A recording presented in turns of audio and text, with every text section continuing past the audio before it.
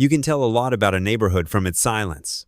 Ours was the kind where everything looked perfect. On the surface, manicured lawns, sparkling driveways, and trimmed hedges. But beneath that polish was something colder. Quiet judgment wrapped in smiles, rules enforced with clipped voices, and a certain type of homeowner who seemed to believe the world was their HOA committee. At the center of it all was Karen Whitmore, our self-appointed neighborhood guardian.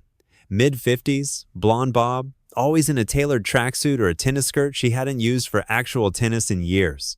She had a clipboard for every meeting, a complaint for every lawn, and an opinion about everyone, especially if they worked for you.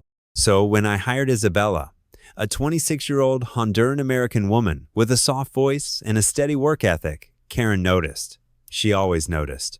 Isabella came in twice a week, cleaned, cooked a bit, helped around the house. My kids adored her. She never complained, never missed a day. But to Karen, she was just the help. One Tuesday morning, I overheard it. Karen was walking her dog, a frothy little white Pomeranian, and saw Isabella watering my front garden. I was upstairs with the windows cracked open. Karen's voice carried, as it always did. "Well, isn't that cute?" she said with a sneer.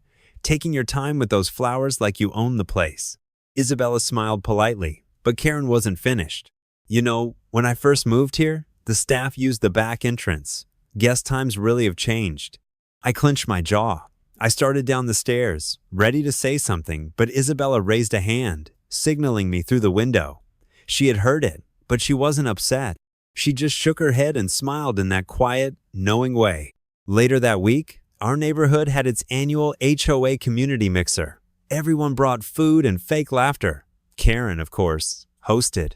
She insisted it be at her house so she could control the mood.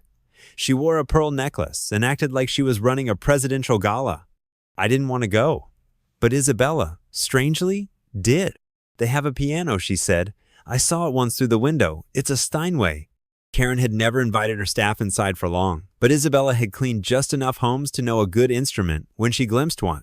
At the party, Karen did her usual rounds compliments that sounded like insults, gossip disguised as concern. When Isabella walked in, dressed simply in a navy blouse and slacks, Karen's eyes narrowed. "Oh, you brought help.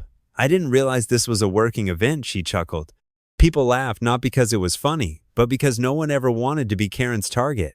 Isabella didn't flinch. She just smiled, then asked something that caught Karen off guard. "Would you mind if I played your piano?" Karen blinked. "It's mostly decorative," she replied, clearly uncomfortable. "But sure, if you can manage something simple." The room quieted as Isabella walked to the grand piano in the corner. She didn't sit right away. She ran her fingers gently across the polished wood, then slid onto the bench like she belonged there. And then she played.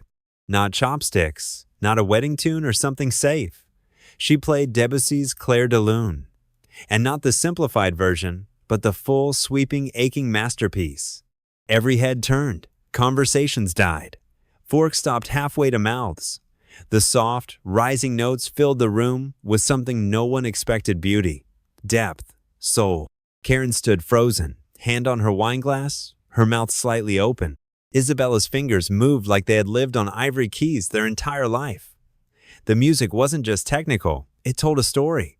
One of silence and storm, of sorrow and survival. By the time the final notes faded, several people were blinking back tears. And Isabella? She simply stood, nodded once, and said, "Thank you for letting me use your instrument. It's lovely."